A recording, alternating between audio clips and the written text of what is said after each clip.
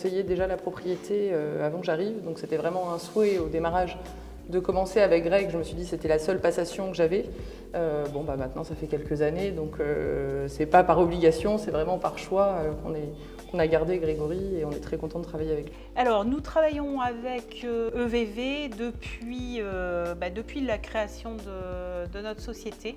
On a démarré avec EVV moi à mon arrivée et Grégory est arrivé il y a maintenant 17 ans. Voilà, nous travaillons ensemble 17 ans et la preuve que nous sommes satisfaits de lui puisque nous poursuivons toujours avec lui. Voilà. Une relation de confiance. On travaille ensemble donc depuis 22 ans. 22 ans, on continue et ça se passera très bien. Hein.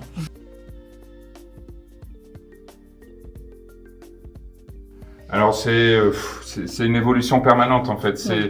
On s'est formé nous personnellement à l'école ou même par expérience j'allais dire dans le chai. Pour évoluer, mais on avait besoin d'un œil extérieur, d'une spécialiste quand même, qui a un regard un peu plus ouvert que le nôtre. Nous, on est quand même assez focus sur nos vins et on oublie d'ouvrir un peu nos œillères. Alors, je travaille avec EVV depuis 20 ans. Ce qui m'intéresse avec un œnologue conseil comme Grégory, c'est qu'avant de commencer, moi je vendange plutôt tard, je suis quelqu'un qui vendange tard, et il me donne un petit peu l'idée du millésime un petit peu avant que moi je vinifie. Donc il sait les problèmes ou ce qu'on doit faire, les remontages plus longs, courts, si on doit vendanger plus tard, si ça tient pas. Voilà, donc c'est des choses comme ça. Et après, derrière, il m'appuie, moi il sait ce que je veux comme vin. Je fais des vins plutôt concentrés, élevés en fût, d'essayer de faire sur de la rondeur, essayer de trouver de la sucrosité. Et bien lui, il m'aide à ça. Un œnologue comme ça, il est là pour nous guider dans le choix commercial de chaque propriétaire. Voilà.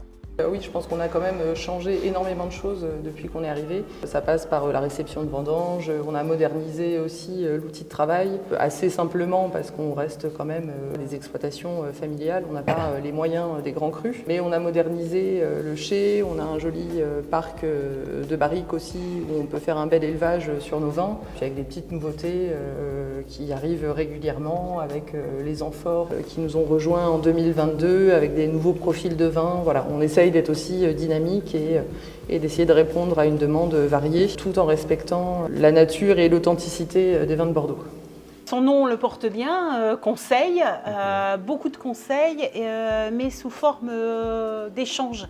Et c'est ça qu'on apprécie tout particulièrement avec Grégory, c'est qu'on est toujours dans la discussion, dans l'échange pour définir le produit que l'on veut proposer à nos consommateurs, à nos clients.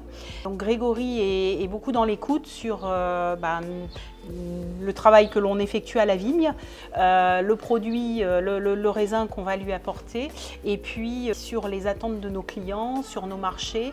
Il cherche toujours à avoir un coup d'avance sur les attentes des consommateurs, sur les marchés à venir, sur les concurrents, parce qu'il y a aussi ce côté-là, qu'ils soient ses concurrents œnologues, mais aussi nos concurrents, les viticulteurs, les nombreux châteaux, voilà, bordelais.